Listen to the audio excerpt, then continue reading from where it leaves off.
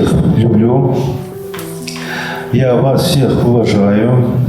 И я хотел бы сказать, что благодаря вам, благодаря вашему труду, я стал человек, приезжий 31 год на территории Чувашской Республики, хотя я родился здесь публичным. Все это достигнуто благодаря вам. Не было бы тех людей, которые рядом со мной, не было бы тех эрудитов, корреспондентов, тех технарей, которые могли труды корреспондентов воплотить в реальную жизнь, выпустить в эфир и выдать готовую продукцию. Всем вам я очень благодарен. Благодаря этому я стал человеком публичным и получил данную награду. Данная награда – это мастер связи Российской Федерации. В городе Канаш ни у кого нет. Я этим горжусь. В Урнарском районе я второй человек, который получил данную награду. Я вам всем рад, которые приняли мое приглашение и пришли на этот вечер. Спасибо вам всем большое. 1993 год. Володя, Дима и Олег изобретали студии «Разбег». Ходили с камерой в руках, с задором, с искрой в глазах. Искали нужные для горожан моменты. Уже порою получали комплименты. И жизнь на студии активно поплыла. А Валентина Анатольевна директором была. Ее сменил Золотухин Дмитрий. В технике, в работе способный. Настрой студии был молодежный, задорный, смелый, передовой. Рос коллектив. Съемки монтировали. Новости города все познавали. Днем для детей передачи транслировали, вечером взрослым экраны сияли. Ну а теперь уже многие годы Владимир Александрович Тимофеев студией телевидения руководит, способный директор и эрудит.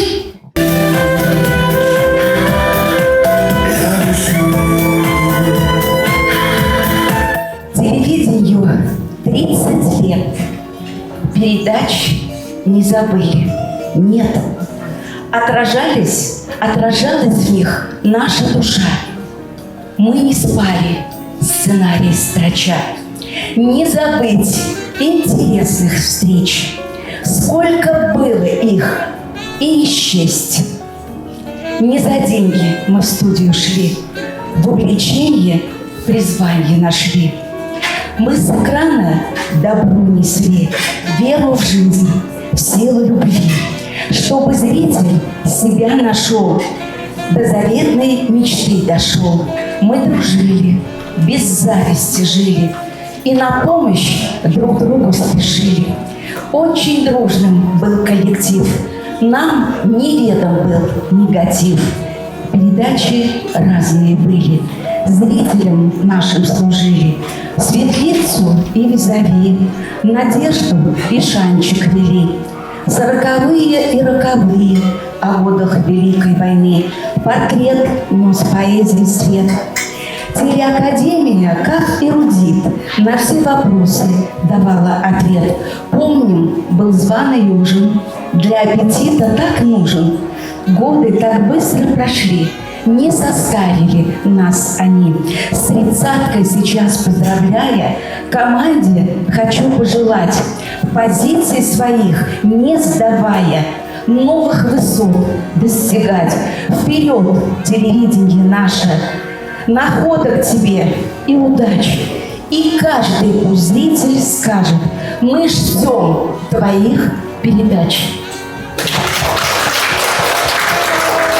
От души всех поздравляю.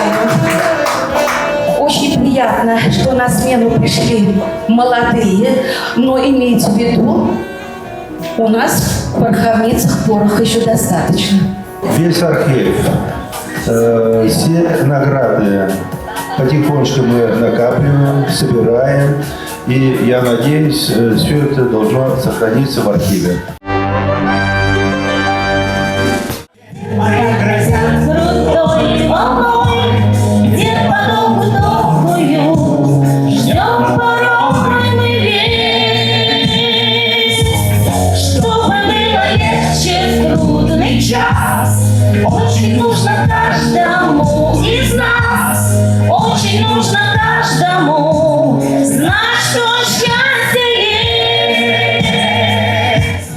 Есть еще пора, так постреляем, есть еще деньги, так погуляем, есть еще песни, так допоем их до конца. Светлана Петровна, с праздником, с юбилеем нашего телевидения. Вот если бы была такая возможность сейчас с голубого экрана обратиться к нашим жителям, гражданам, зрителю, какой диалог вы бы с ним провели? Тему для диалога какую бы выбрали сегодня? Вы знаете, я бы свою передачу назвала так: «Если скажешь слово «Родина». Мне кажется, это так важно, чтобы каждый человек осознавал, что такое Родина и что она значит в судьбе каждого из нас. Я думаю, вот так вот. Удачи, счастья, живи, цвети, телевидение!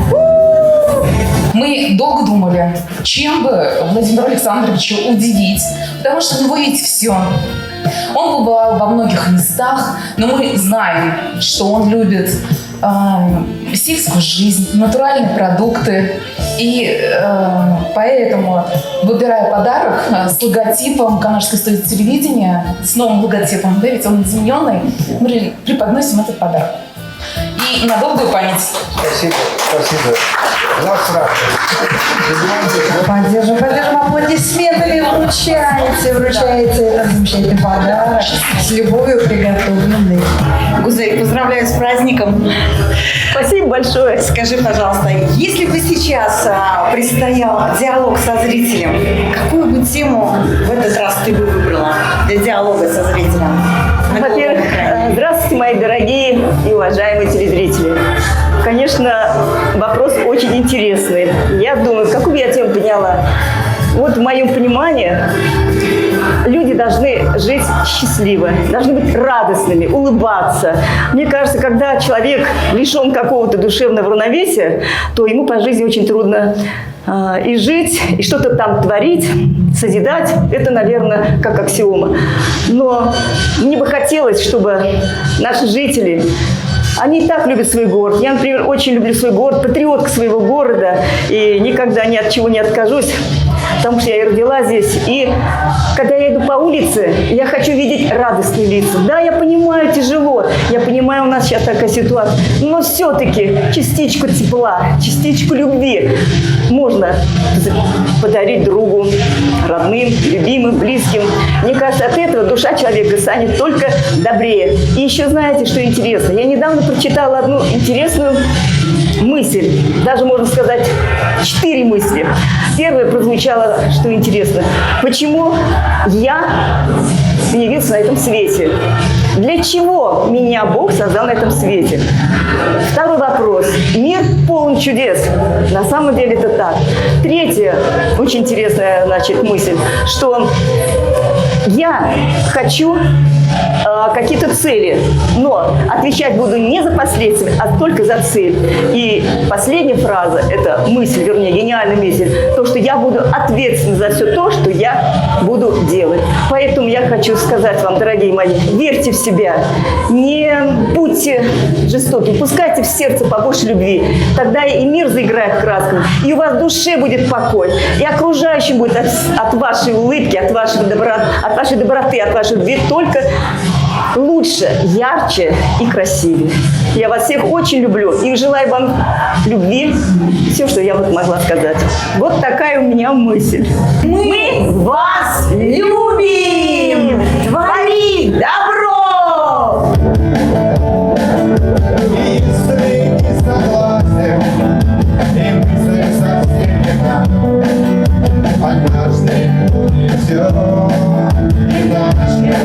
Если память мне не изменяет, первый эфир вышел 23 августа 1993 года.